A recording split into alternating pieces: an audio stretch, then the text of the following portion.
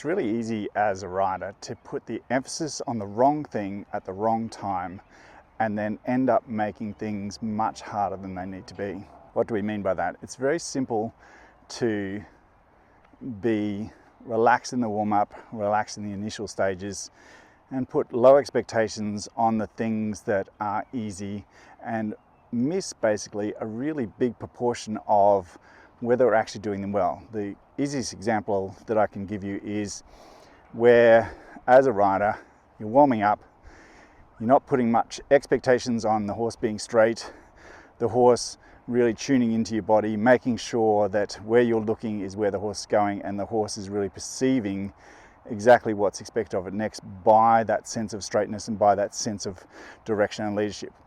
Of course, then when we go into our jumping and we want our horse to be straight for the first time when it's, facing a combination, when it's going down a difficult relay line, when it's a little offset, where we really need our horse to be tuned into us, really needing our horse to be there in the partnership.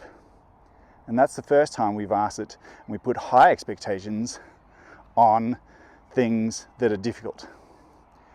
Now, the trouble with that is we've kept a low expectation during the warm-up phase, a low expectation while the challenge was simple, and then when it suddenly really mattered to us, we've decided that this horse should be straight, this horse should really understand what we're asking of it, and yet we haven't explained that concept to it at any point in the warm-up, at any point in the initial stage of jumping. We've just sort of let things happen because we've said to ourselves, well, I can cope with this moment.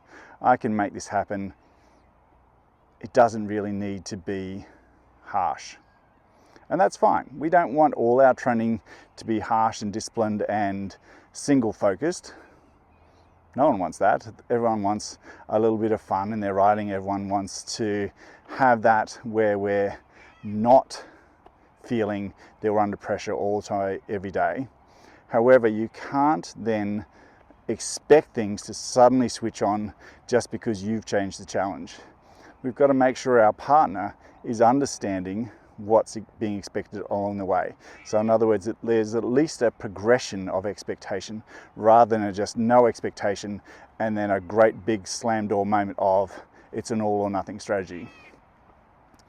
So don't fall into the trap of having low expectations for the simple stuff and then not making sure the simple stuff, which is your foundations to everything that you're going to do later on, and then suddenly having a higher expectation when you feel the challenge is at its uppermost. Lead your horse down into what is happening next and making sure you're at least making progression, or if you're having just a loose, relaxed warm-up, there's nothing wrong with that. And then going back and making sure, getting the horse tuned in, getting yourself tuned in. Even if it's a well-educated horse, it still needs to know what's happening. Have the conversation.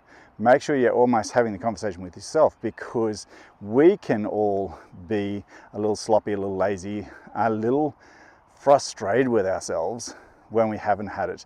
And then our anger can boil up and then we take it out on our partner when actually what you didn't do was have the conversation before that, because that's the other thing.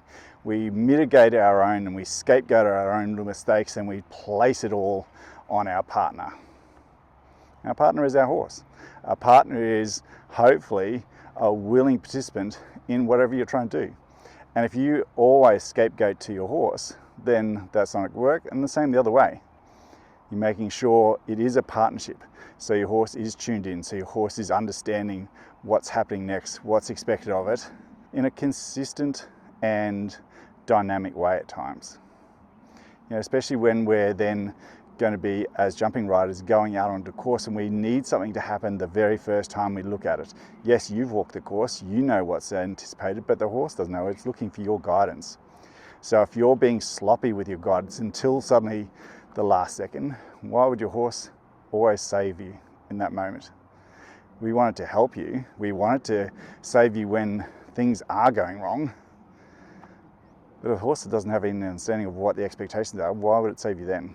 Looking at making sure during low expectations, in other words, where the challenge is small, doing things correctly, doing things that matter, that what helps later on. And if it's just a lazy, just going through the motions type of ride, nothing wrong with that.